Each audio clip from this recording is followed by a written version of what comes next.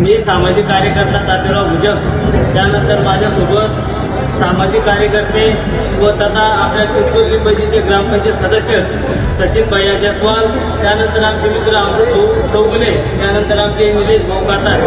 तर मित्रांनो, मी आपल्या चिंचोली परिसरातील सर्व नागरिकांना सांगू इच्छितो की जे वयोवृद्ध म्हणजे 80 वर्षाच्या पुढील जेही नागरिक असेल त्यांना आपल्या सचिन भैया यांच्या अगोदर मेडिकलतर्फे मोफत मेडिसिन त्या ठिकाणी देण्यात येणार आहे. तरी आपण सर्वांनी जे 80 वर्षाच्या वर वयोवृद्ध नागरिक असतील तेव्हाही आपल्याला काही मेडिसिनची अडचण असल्यास आपण रुद्र मेडिकलला अवश्य भेट द्यावी. कारण आपल्या सचिन भैया यांना कुठेतरी गोरगरिबाची जाणीव असताना किंवा वयोवृद्ध माणसाची जाणीव असताना त्यांचे सतत सामाजिक कार्य त्या ठिकाणी करत असतात.